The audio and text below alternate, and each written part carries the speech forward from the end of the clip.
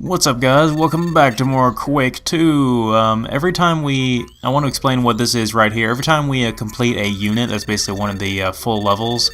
There's 10 of them in the game, and we get this screen right here that basically tells us the objective that we completed and the next objective we're going to have to complete. And I figured I would go ahead and leave these in here, just because, I know I skipped the opening, so why not skip these as well, but I want to make it clear exactly what it is we're supposed to be doing, and they're kind of cool little sequences too. So let's whip out our double-barrel shotgun again and get to work killing some more things in the typical Quake fashion. And remember, every time you go into an area like this to check your computer for what your objective actually is. Now down here is where the double-barrel shotgun is supposed to be, like when you first get it, but we got it early on because we went to that bonus level. And basically this was the only objective in that bonus level, so yeah, so we went through an entire level just to get this one gun. It's just that awesome. But here's where we get it again. Now there's two elevators in to get back up here, and it's kind of pointless that there's two of them there. Like, they both go to the same place, so one of them you have to push a button for. But anyway, I'm going to save right here because this room can be kind of nasty, because as soon as we go down there where those boxes where I just blew up, there's going to be some enforcers coming out of a wall nearby, and I don't want them blowing me up, so I blew up those boxes, those explosive boxes ahead of time. You can sometimes tell by looking at these boxes if it's one that can explode, but they're kind of rare. And then there's the exploding cylinders as well. And there's a new enemy type in here. It's called a technician, and I'm probably going to forget that name and call it something else by the end of the game. It's basically a giant floating sentry robot that shoots weird things at us, and it's actually pretty easy to kill. And a lot of times they float around in some pretty awkward places, so they can get, I don't want to say stuck, but they can get in some tight corners where it's easy to hit them with the shotgun or something like that. But these guys up here, you definitely want to take them out, although I don't want to try to hit them with a machine gun because the recoil is too bad, and it's, like I said, it's really hard to aim it on this version of the game. But down here is some stuff, including I think a switch over here that is going to move a bridge or something, or it's going to move another elevator up there. I'm not exactly sure what that switch does, but and then over here we can just jump off of this ledge and land on those crates and get some more health. You can also tell by looking at the health packs how much they're worth, although I'm not really sure how to describe which ones they are. But the stim packs are the small ones that only give you 5 health, and then there's the larger ones that give you 10 or 20, and then there's the mega health, which is like a giant pyramid thing, which gives you 100. And there's the or I think it actually gives you, yeah, the mega health gives you 200, and the adrenaline gives you 100. So, and here is a new enemy type. I believe this is the first time we've seen it. This is the Berserker. And the Berserker, if you remember my Quake 4 LP, the Berserkers are actually a nightmare to fight on higher difficulties. They'll come at, there's the stim packs right there. The Berserkers will come at you and try to stab you and shoot lightning at you and all kinds of other crazy crap. But in this game, they're much easier to deal with. They're really up to the challenge of the Berserkers in Quake 4. But in this game, they are really easy to deal with, especially if you know what you're doing, because they can come at you and deal a lot of damage with their melee attacks, but they are so easy to dodge, it's not even funny. But they're pretty much the only enemy in the game that is that easy to dodge, though. A lot of the enemies that use bullets, like this Enforcer over here, are really difficult to dodge. And there's another one of those exploding crates. So there's another Berserker in here, and you'll recognize them whenever they've been aggroed, because you'll hear them say Trespasser in a sort of robotic voice. And that's how you know there's a Berserker coming at you, is you'll hear something say Trespasser. And so a lot of enemies have unique noises that they'll make like that whenever they've been triggered. I don't exactly know how to describe a lot of the noises they make, but or if they're even necessary to describe them. Up here, we have to there's a thing behind that force we have to shoot in order to deactivate that force field, and we can come up here and push that button, and it'll open this area for us. And I believe there's going to be another Berserker over here. Yep, there he is.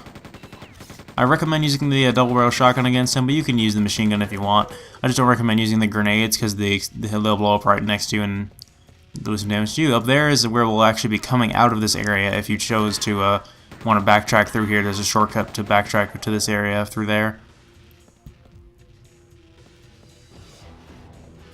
In this room, another Berserker. Yeah, we're going to be seeing tons of Berserkers later on.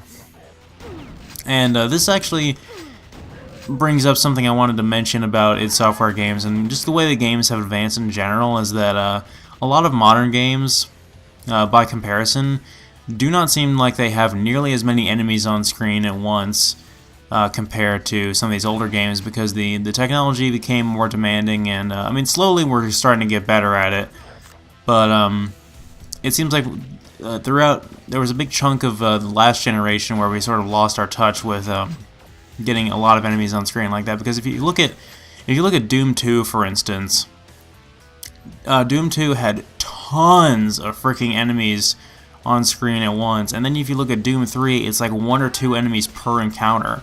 It's really quite lame, and that's just because the technology is so much more demanding. So rendering that fully 3D enemy is just, you know, more challenging and more demanding on the hardware. So it makes sense. Ooh, that was close right there, killing that Berserker before, because that's the last thing you want to happen when you're dealing with the Berserkers, to get him back you up into a corner like that. So we're going to take these little side rooms down here.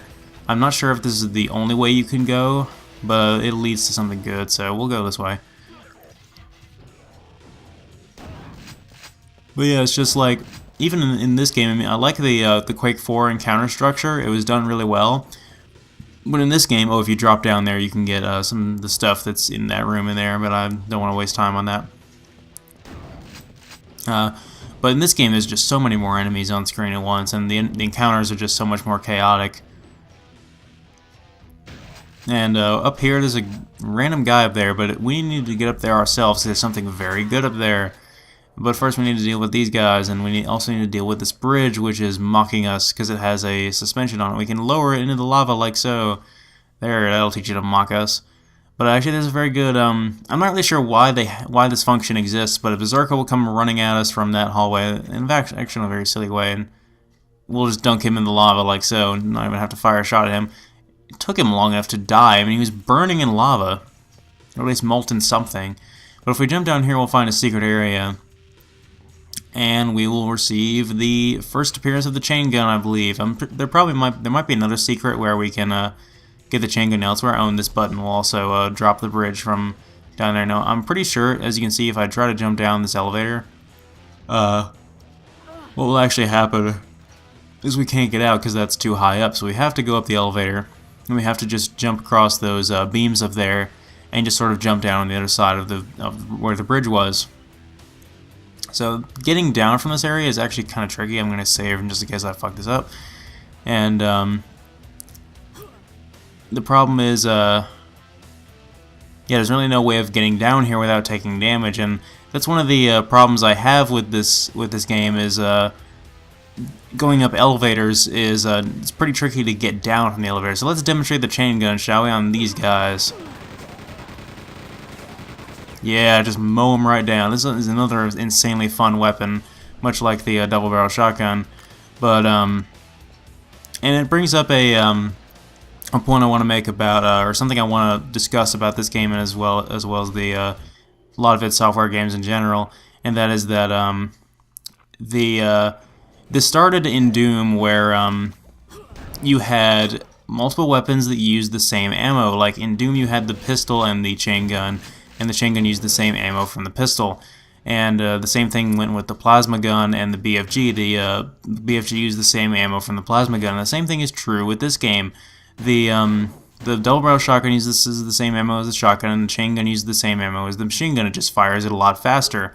And it also is more stable because you can, I guess, have a better grip on it. I mean, I don't even know how that works, but this game does not have to obey the laws of physics, so we're going to enjoy that. We'll have to go and activate that button over there, by the way. Also, there's a new enemy in the water there. Is like I believe they're called some kind of shark. I'm not really sure what.